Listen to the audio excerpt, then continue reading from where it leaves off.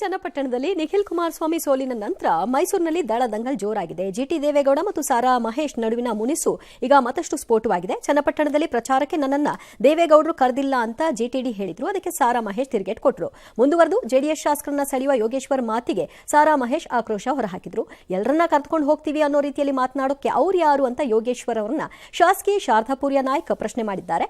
JDS ಮುಗಿಸಲು ಕಾಂಗ್ರೆಸ್ ನೋಡ್ತಿದೆ ಅಂತ BJP ಕಿಡಿಕಾರಿದೆ. ಇದೇ ವೇಳೆ ಯೋಗೇಶ್ವರ್ ಹೇಳಿಕೆಗೆ ಪೂರಕವಾಗಿ ಸಚಿವ ಮಧು ಬಂಗಾರಪ್ಪ ಮಾತನಾಡಿದ್ದಾರೆ.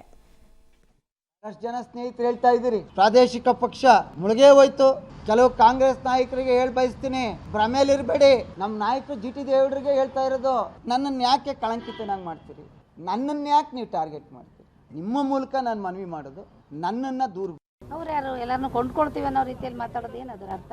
ನಮ್ಗೆ ಟಾಸ್ಕ್ ಕೊಟ್ಟರೆ ನಾವು ಅವ್ರನ್ನ ಸೇರ್ತೀವಿ, ಅವ್ರನ್ನ ಮಾಡ್ತೀವಿ, ಇವೆಲ್ಲ ಬಿಟ್ಬಿಟ್ಟು ಅವ್ರಿಗೆ ಇದನ್ನೇ ಮಾಡಿ ಅಭ್ಯಾಸ. ಹಾಗಾಗಿ ಅವರು ಇದನ್ನೇ ಹೇಳಿದ್ರು, ಅದನ್ನೇ ನೆನಪಿಸ್ಕೊಳ್ಳೋದು ಎಲ್ಲ ಹೋದ ಕಡೆಗೆಲ್ಲ. ನಮ್ಮ ಪಕ್ಷದ ಮುಖಂಡರಿದ್ದಾರೆ, ಕಾರ್ಯಕರ್ತರಿದ್ದಾರೆ. ಕೆಟ್ಟ ಒಂದು ರಾಜಕೀಯ ಬೆಳವಣಿಗೆಯಲ್ಲಿ ಕಾಂಗ್ರೆಸ್ ಪಕ್ಷಕ್ಕೆ ಒಳ್ಳೆಯವರು ಬಂದು ಸೇರ್ಕೊಳ್ಳೋದು ಒಳ್ಳೆಯದು. ಕ್ಷಿಪ್ರ ರಾಜಕೀಯ ಬೆಳವಣಿಗೆಯಲ್ಲಿ ಈಗ ಮಹಾರಾಷ್ಟ್ರದಲ್ಲೆಲ್ಲ ಏನಾಗಬೇಕು? ಇಫ್ ಯೋಗೇಶ್ವರ್ ಸ್ಟೇಟ್ಮೆಂಟ್ ಇಸ್ ಇದು, ಅಲ್ಲೇನಾಗಬೇಕು? NCP ಎಲ್ಲ ಕಾಣೆ ಆಗೋಗ್ಬೇಕು, ಕಾಂಗ್ರೆಸ್ ಬಿಟ್ಟೆಲ್ಲ ಓಡೋಗ್ಬಿಡ್ಬೇಕೀಗ, ಯಾಕೆ ಭವಿಷ್ಯ ಇಲ್ಲ ನಮ್ಗೆ ಇಲ್ಲಿ ಅಂತ. ಒಂದು ಚುನಾವಣೆ ಮುಗಿದ ಕೂಡಲೇ ಸೋಲಾದ ಪಕ್ಷ ಹೀಗಿರುತ್ತೆ ಅನ್ನೋದನ್ನು ನೀವು ಭಾವಿಸೋದೇ ಫಸ್ಟ್ ತಪ್ಪು. ಅದು ಆರೋಗ್ಯನ್ಸ್ ಆಫ್ ಪಾಲಿಟಿಕ್ಸ್. ಅದು BJPಗೂ ಅನ್ವಯ ಆಗತ್ತೆ, ಕಾಂಗ್ರೆಸ್ಗೂ ಅನ್ವಯ ಆಗತ್ತೆ. ಅದು ಆರೋಗ್ಯನ್ಸ್ ಆಫ್ ಪಾಲಿಟಿಕ್ಸ್. ಅದು ಹಂಗಾರೆ ಮಹಾರಾಷ್ಟ್ರಲ್ಲಿನು ಚನ್ನಪಟ್ಟಣದಲ್ಲಿ ಕುಮಾರಸ್ವಾಮಿ ರೆಸ್ಪಾನ್ಸಿಬಲ್, ಭರತ್ ಬೊಮ್ಮಾಯಿ ಸೋಲಕ್ಕೆ ಬಸವರಾಜ ಬೊಮ್ಮಾಯಿನೇ ರೆಸ್ಪಾನ್ಸಿಬಲ್. ಹಂಗಾರೆ ಈಗ ಮಹಾರಾಷ್ಟ್ರಲ್ಲಿ ಸೋತಿದ್ದಕ್ಕೆ ಯಾರು ರೆಸ್ಪಾನ್ಸಿಬಲ್?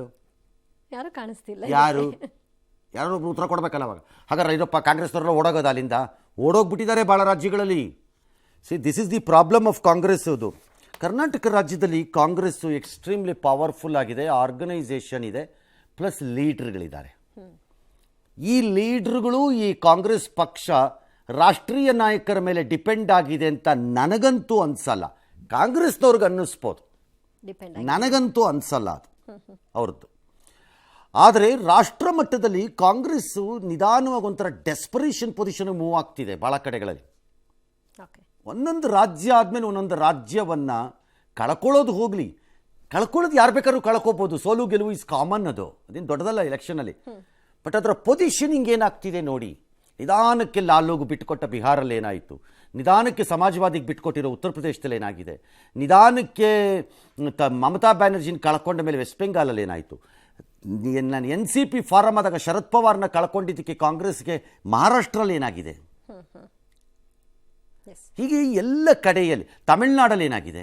ಹೀಗಾಗಿ ಇದು ಇಟ್ಸ್ ಗೆಟಿಂಗ್ ರೆಲಿಗೇಟೆಡ್. ಸೋಲು ಗೆಲುವು ಇಸ್ ಎ ಡಿಫರೆಂಟ್ ಇಶ್ಯೂ. ಒಂದ್ಸರಿ ಗೆಲ್ಬೋದು, ಒಂದ್ಸರಿ ಸೋಲ್ಬೋದು. ಪಕ್ಷ ಇದ್ದರೆ ನಾಳೆ ಗೆಲ್ಲಬಹುದು. ಪಕ್ಷ ನೀವು ರೆಲಿಗೇಟ್ ಕೆಳಕೊಟ್ಟೋಗ್ಬಿಟ್ರೆ ಏನು ಮಾಡ್ತೀರಿ? That's the desperation for Congress ಇರಬೇಕು ರಾಷ್ಟ್ರ ಮಟ್ಟದಲ್ಲಿ. ರಾಜ್ಯದಲ್ಲ, ರಾಜ್ಯದಲ್ಲಿ ಚೆನ್ನಾಗೇ ಇದ್ದಾರೆ ಅವರು. ಹಾಗಾಗಿ ಇಲ್ಲಿರೋರು ಮಾತಾಡೋವಾಗ ಕೇರ್ಫುಲ್ ಆಗಿರಬೇಕು. ರಾಷ್ಟ್ರೀಯ ಪಕ್ಷ ನಾವು ಅನ್ನೋದು